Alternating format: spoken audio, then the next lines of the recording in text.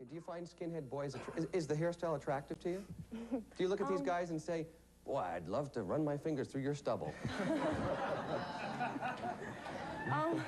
I mean, you know, because most women would say, oh, he's got a beautiful head of hair. I mean, you know, teach his own. I'm not, you know. I don't think that it's so much an outward appearance that's attractive to a person anyway. I think it's mostly what's on the inside. And they're basically standing for something I believe in, and they're supporting a same group of people that I associate with.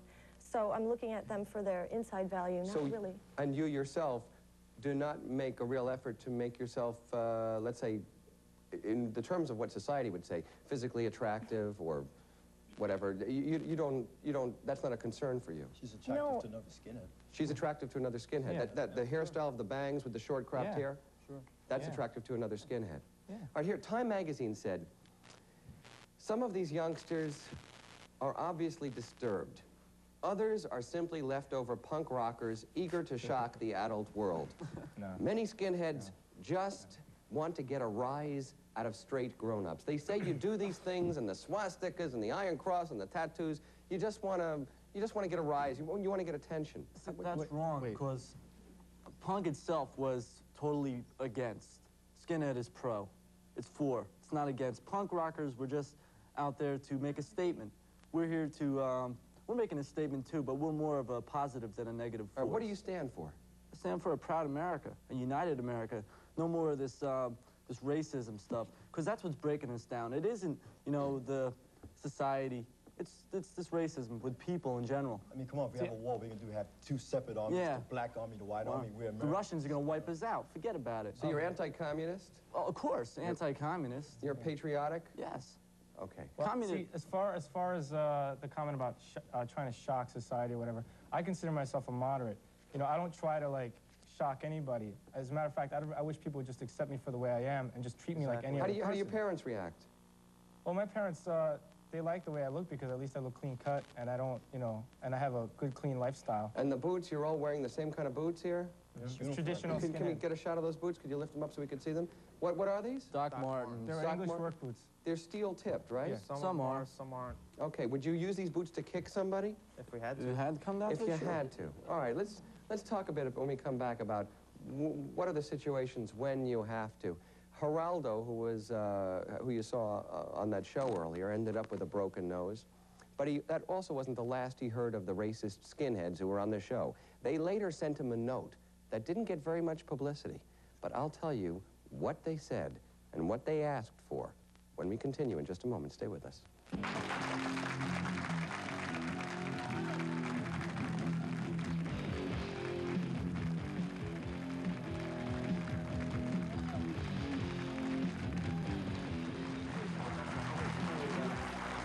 Welcome back to People Are Talking. This morning we're talking with and about skinheads. We spoke earlier about the incident that took place on Geraldo's show November 3rd that developed into a melee, left Geraldo Rivera with a broken nose. But that wasn't the last missive that he received from the skinheads. John Metzger, who was the neo-Nazi skinhead on the show.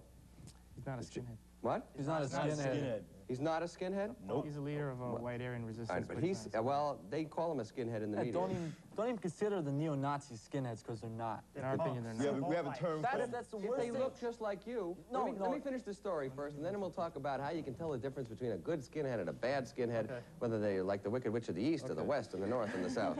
Okay, so anyway, he sent Geraldo Rivera a bill for $91 to cover the cost of 2 knives seized from him and his bodyguard, and he also wanted Geraldo to pay for the bodyguard's torn shirt. Spokesman for Geraldo said that this represented amazing gall and added, if we can't find those weapons that we took away, we'll be happy to deduct the cost from what it cost to fix Geraldo's nose.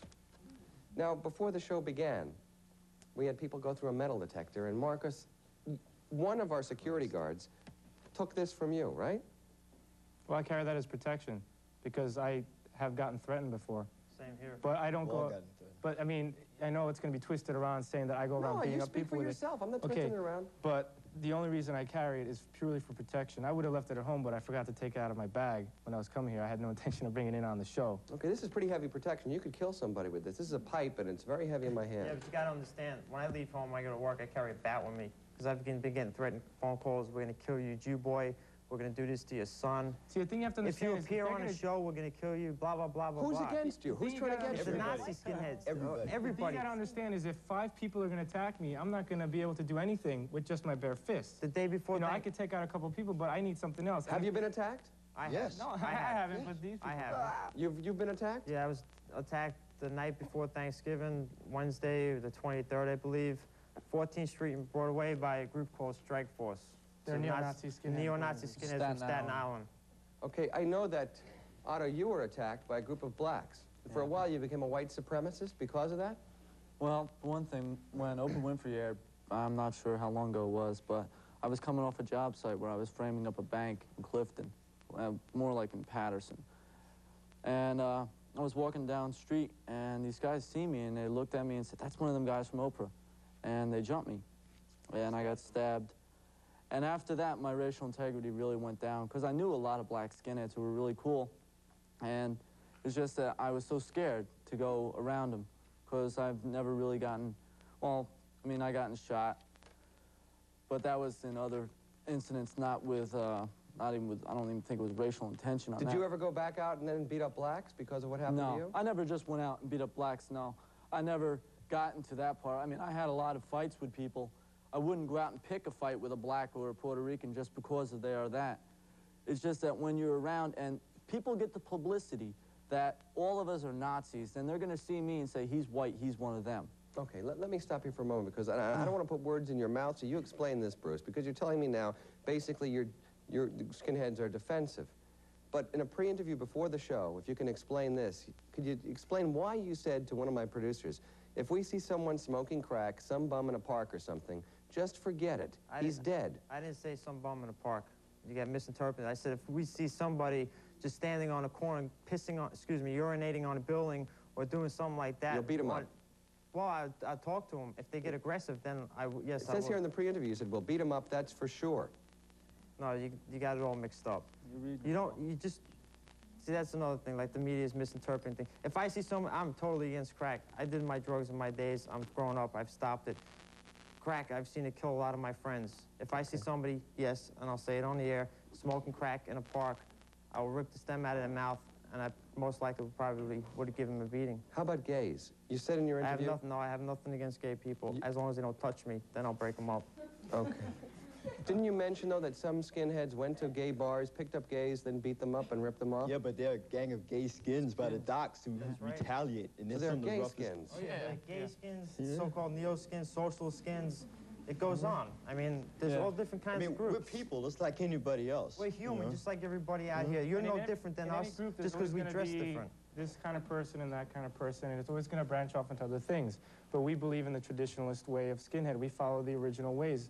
You know, we say the spirit of '69, which is the skinheads who liked ska, and you know, there was a certain style that went along with that. I mean, well, certainly. Remember what happened with the hippies when Charles Manson was indicted for murder? Everybody said, this is what the hippies are about. No, that's a buzzword. Like, you're using Charles Manson with us. That's wrong. I'm not using it with you. I'm talking about the hippies. I'm talking about... Well, listen to my words for a minute and calm down. What I'm saying is that in the 60s, people said Charles Manson represented the hippies when he really had... He had his own cult. He didn't represent a total culture of hippies or... The thing about that is, okay, before, like, the Geraldo show, nobody ever knew really what a skinhead was. No. And then all the media comes out saying, skinheads are neo-Nazis. So, of course, that's all they're going to know, and that's what they're going to believe. Okay. See, so it's up to people like us and television shows to be responsible to get the word out that, look, it's not like that. This is the way it is. Well, that's why you're here, and that's why we're giving you a chance to do this. Have you seen the clip from Channel 7 News that they did on us? They did a thing with the white power skinheads from Brooklyn and from Philly and Trenton or whatever. And then a second segment on a Wednesday night, they went down to the White House to try and interview them. They did not want to be interviewed. They had my picture, these are other skinheads now, had my picture hanging on a wall with a rope around my throat from the news day that I was in. Now, I mean, you see what I'm saying?